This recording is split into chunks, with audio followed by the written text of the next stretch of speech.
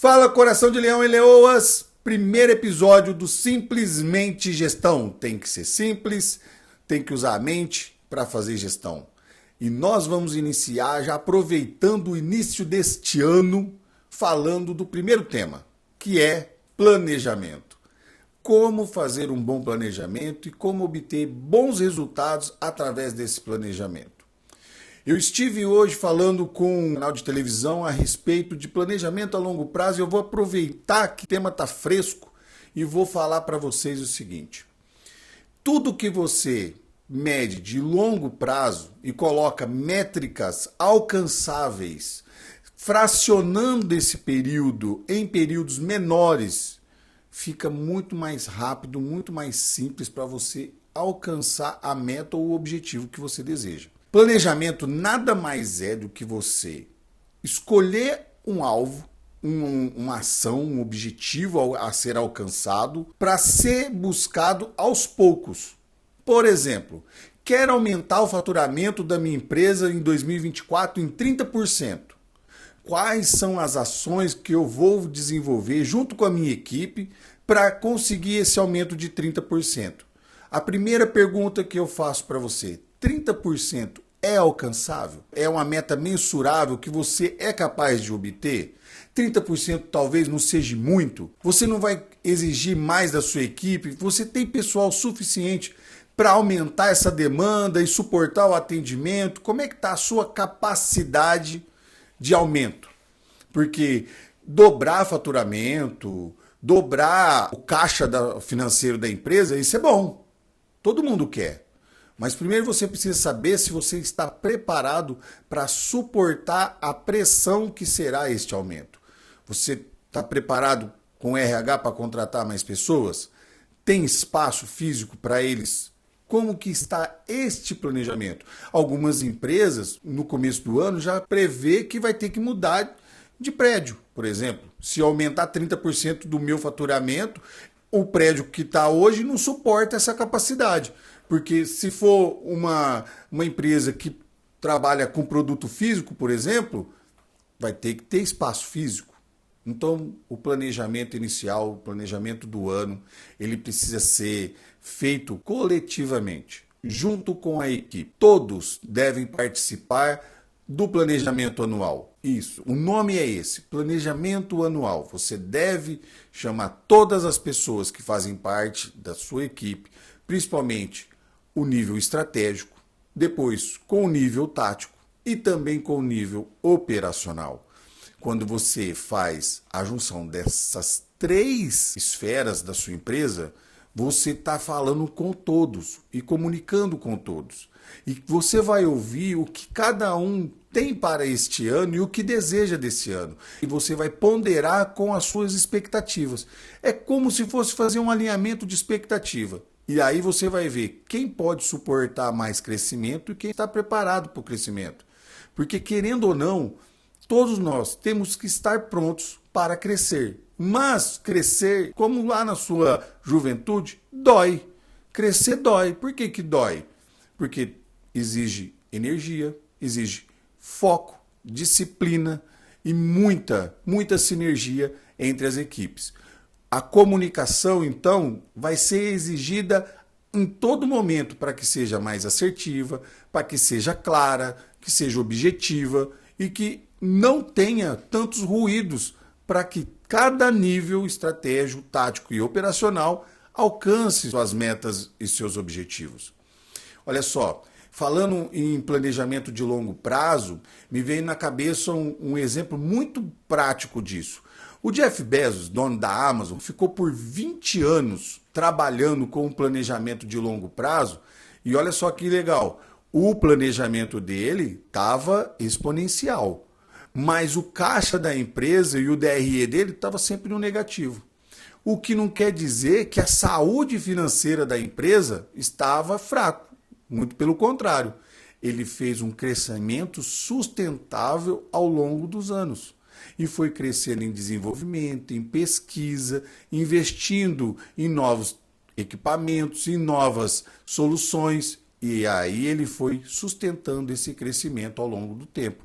Então, 20 anos numa empresa viver no negativo não significa que ela não é saudável. Pode significar que ela tem muito ainda a crescer e a oferecer, tanto para os seus clientes, para os seus stakeholders, que são as partes interessadas, e até mesmo para o atendimento dos seus clientes, né, das pessoas que são usuários dos seus serviços e compram os seus produtos.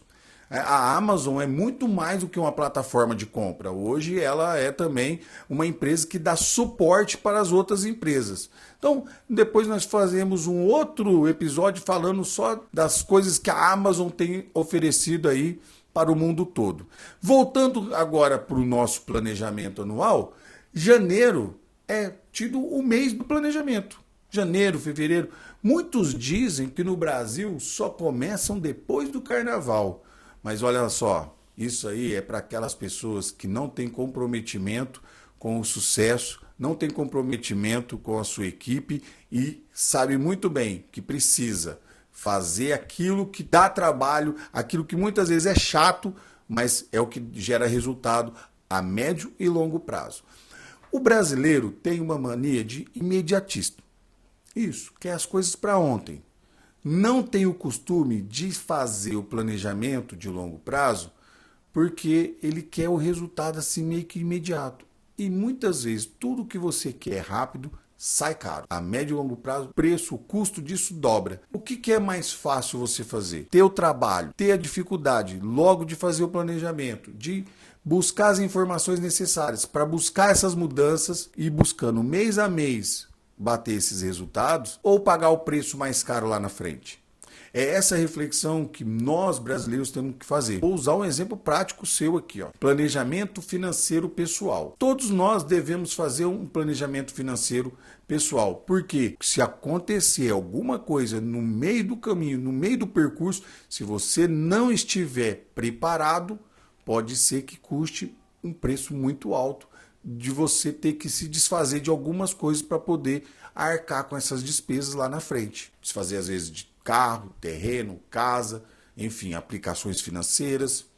A mesma coisa é para a empresa. Se a empresa não faz o seu planejamento e chega uma crise como aconteceu na pandemia, por exemplo, se as empresas não tivessem caixa suficiente para suportar os meses ou ano que demorou para voltar às operações normal, imagina quantas empresas não abriram falência, tiveram que fechar suas portas, demitir seus funcionários. Imagina o prejuízo. É por isso que essa palavra, planejamento, ela sempre foi muito bem utilizada pelos militares, nas guerras, por exemplo. A guerra sem planejamento mata seus soldados, é um fracasso. Os soldados que não têm direcionamento, não sabem qual é a missão que estão indo, não sabem por que estão ali, certamente será um alvo fácil. Agora, quando você tem uma equipe, um batalhão direcionado, preparado, planejado, estrategicamente, ele vai ser superior ao seu adversário. O planejamento, então, é uma ferramenta de gestão muito utilizado tanto nas empresas, quanto na área militar, quanto na área do governo. Muitas vezes nós falamos que no governo ele acaba deixando a desejar em muitas etapas desse planejamento. São compras descontroladas, são ações que não foram pensadas, de depois se age primeiro para depois olhar o resultado. Numa empresa privada, onde o lucro é o que se visa em primeiro lugar, porque senão ela não sustenta a sua operação e o seu ecossistema, isso jamais seria perdoado. Então, o planejamento é uma ferramenta que você tem que entender e utilizar ela na sua totalidade. Ah, Valadão, mas e aí? Tem alguma ferramenta que pode me ajudar a fazer esse planejamento? Com certeza. Uma das ferramentas que eu mais uso nos meus projetos, meu trabalho, é o 5W2H. O 5W2H é uma ferramenta de gestão da qualidade, mas ela é de total planejamento. Como, quando, onde, por quê, como, quem e quanto. Ou seja, respondendo essas 7 perguntas básicas, eu vou saber para quem que eu estou fazendo, com quem eu estou fazendo, quem é que vai executar, quanto vai me custar, por que eu estou fazendo, quando e onde será feito. Todas essas perguntas te dão direcionamento. Saber quanto eu vou gastar e dependendo do percurso, ali você fazer um balanço entre o cronograma físico e financeiro e saber se a estimativa que você colocou no começo, ela estava muito alta e você conseguiu executar com um orçamento mais baixo, vai fazer você ter uma visão de onde aproveitar aquele recurso que sobrou. Ele pode voltar para o caixa, pode voltar para uma linha de investimento e você pode ganhar lucros através do dinheiro aplicado em algum fundo. Entende? Então são ferramentas que a gente pode utilizar. Qual uma outra ferramenta de planejamento, Valadão, que você pode fazer? Tem uma ferramenta muito legal, que chama GUT. Gravidade, urgência e tendência. É grave? É urgente? Qual é a tendência disso continuar? Então, muitas vezes a gente usa isso para fazer manutenção em equipamentos, faz planejamento para fazer isso em alguma atividade que vá utilizar um certo número de pessoas, equipamentos e ferramentas, mas também você pode fazer isso com o seu planejamento, se é grave. Então, eu vou falar só sobre essas duas ferramentinhas aqui para você hoje, para que você vá entendendo como que é que você pode fazer o seu próprio planejamento. E o planejamento pessoal, Valadão, como que eu posso fazer isso? Existem inúmeros planners que as pessoas disponibilizam pela internet, mas tem vários modelos. O que eu mais gosto, que eu utilizo de forma mais prática é o caderninho onde você anota a atividade e executa a tarefa. Tarefas simples. Nós, adultos, gostamos de coisas curtas e práticas. Nós não ficamos muito tempo presos com teorias. Se a gente já passou por alguma fase de formação superior, acadêmica e depois pós-graduado, enfim, nós não gostamos de ficar muito presos nas teorias. Nós gostamos de olhar o como. Como que eu faço? É mão na massa, prática, coisas que você consegue executar no seu dia a dia. Então, para um planejamento dar certo, você faz ele como? A lápis. Você nunca faz um planejamento à caneta. Por quê? O planejamento ele pode sofrer alterações. Agora, o seu alvo nunca deve ser a lápis. Ele deve ser fixo. Para o seu foco não sair dele.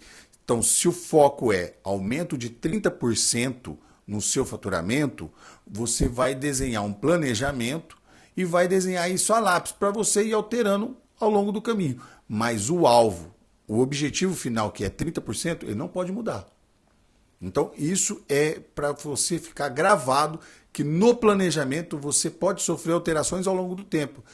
Como que é isso? Por exemplo, na administração pública, o plano plurianual ele pode sofrer alterações durante o ano. Você pode ter uma queda de receita.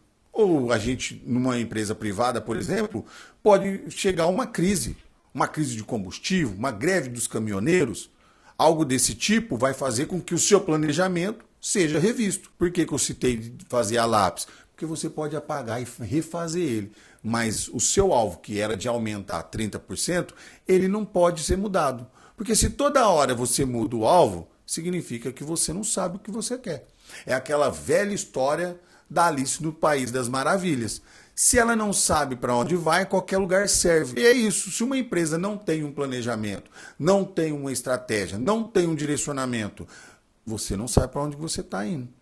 E isso é o que aflige a maioria dos funcionários. Muitos empregados, quando entram numa empresa, sofrem de ansiedade por não saberem o que se esperam deles logo quando eles entram.